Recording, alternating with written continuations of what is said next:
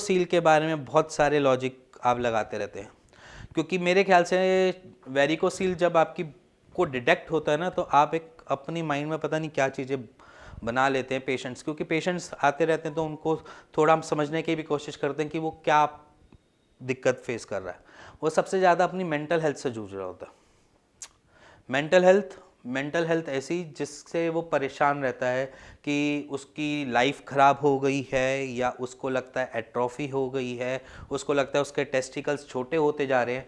ये सारी चीज़ें वो बिल्कुल गलत जगह पे ले जाते हैं।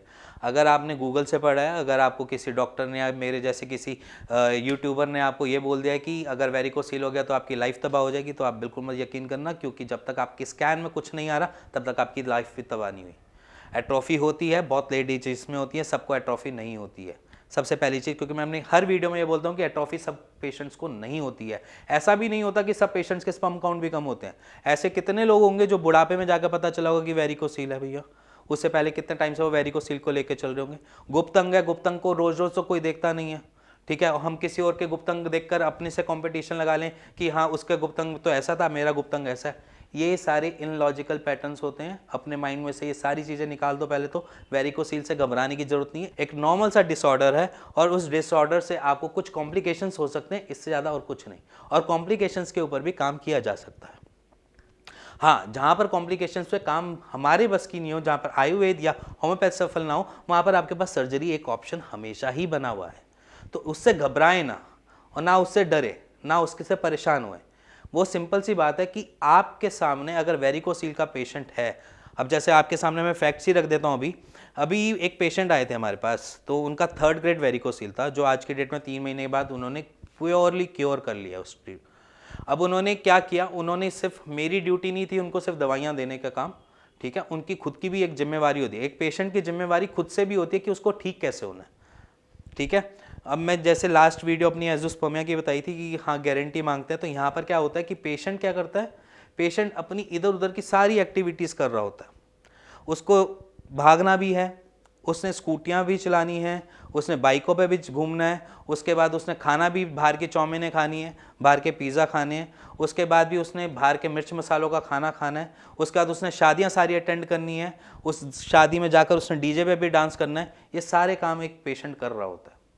उसके बाद वो कहता है कि आपकी दवाई काम नहीं कर रही।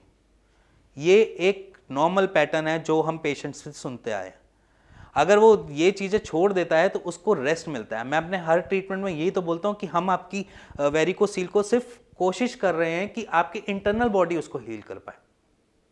हम क्या कर रहे हैं, आपके अंदर जो मेडिकेशन डाल रहे हैं वो सिर्फ आपकी खुद से हीलिंग पावर को बढ़ा देती है कि जिससे वो जल्दी हील हो पाए। हमारी बॉडी का एक फिनोमिना है, कुछ भी डिसऑर्डर होता है ना, वो खुद से कोशिश करती है उसको रिपेयर करने में।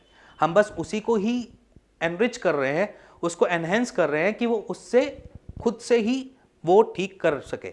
हम उसमें हम क्या करते हैं कि उसके आसपास के जितने भी सिम्टोमेटिक एरिया वाले होते हैं ना, जैसे कि आपको एट्रोफी आनी है, या आपके स्पर्म काउंट कम होने हैं, या इसके साथ आपकी वेन्स को स्ट्रेंथ देना है, ये सारा काम दवाइयाँ करती हैं। इसके अलावा अगर उसको रेस्ट चाहिए तो वो रेस्ट तो आप ही दोगे ना। अगर मैं यहाँ पर बोलूँ कि आप आराम से वॉक कर सकते हैं, अपने डे टू डे के रूटीन के काम थोड़े बहुत कर सकते हैं, ज़्यादा वेट मत उठाए। अब वहाँ पर पेशेंट क्या कर रहा है, वेट भी उठा रहा है, भाग भी रहा है, दौड़ भी रहा है, उसके साथ जाकर पार्क में जिम भी कर रहा है, और फिर मेरे को फ़ोन करके कह रहा है मैं ठीक नहीं हो रहा। तो वहाँ पर हम नहीं गलत होते, वहाँ पर पेशेंट गलत हो जाता है। यहाँ पर मैं बार बार ये बोलता हूँ कि पेशेंट जो है वो समझ नहीं पा रहा अपनी प्रॉब्लम को। हम वहाँ पर कोशिश कर रहे हैं कि किसी भी जगह, अगर मान के चलो मेरे को बुखार है, अगर बुखार है और मैं भागा दौड़ी पूरे जोर शोर से कर रहा हूँ ना, तो मेरा बुखार कभी ठीक नहीं होगा। क्या पता मेरे को हॉस्पिटल में भी एडमिट करना पड़ जाए, है ना, एक्सर्शन इतनी हो जाए। वैसे ही सेम प्रोसीजर है कि अगर मेरे को बुखार से बाहर निकलना है तो मेरे को रेस्ट करना जरूरी है। मेरे को रेस्ट देना अपने शरीर को जरूरी है, चाहे मैं डोलो खा लूँ, चाहे मैं कॉम्बिफ्लेम खा लूँ, चाहे कोई भी ऐसी मेडिसिन खा लूँ। अगर मैं वो भी खा रहा हूँ और उसके बाद भी भागा दौड़ी कर रहा हूँ ना, तो मैं जल्दी ठीक नहीं हो पाऊँगा। अगर मान के चलो सर्दी जुकाम हुआ है, सर्दी जुकाम में आप बार बार ठंडा पानी पी रहे हैं, अब ठंडा पानी जो है वो कॉज है कि वो दे रहा है आपको दिक्कत, आप फिर दोबारा वही दिक्कत कर लिए बैठे कि बार बार ठंडा पानी पीकर अपना सर्दी जुकाम ठीक करेंगे, तो ऐसे ठीक नहीं होता है। उसको रेस्ट देना है, बॉडी को हील करने के लिए उसको रेस्ट देना है। अब सपोर्टर जो होता है वो रेस्ट देने के लिए होता है। सपोर्टर उसको इसलिए बोला जाता है कि वो आपके टेस्टिकल्स को सपोर्ट दे और हील करे। अगर वो हैंगिंग पोजीशन में होगा तो आपकी वेन्स पे ऑलरेडी लोड पड़ रहा है और डबल लोड पड़ गया, हमने उस लोड को ही तो कम किया। सपोर्टर वेरिकोसील ठीक नहीं करेगा, सपोर्टर सिर्फ आपको सपोर्ट करेगा कि उसको हील करने में हेल्प करे।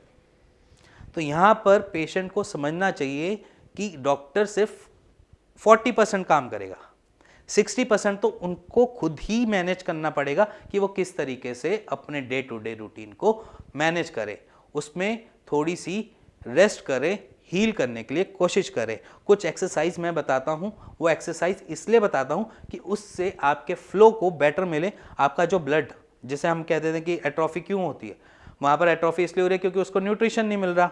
किसी भी टेस्टिकल्स को अपने खाना पीना नहीं मिलेगा तो वो सुकड़ेगा ना। अगर आपके किसी भी ऑर्गन को खाना पीना नहीं मिल रहा तो वो सुकड़ेगा।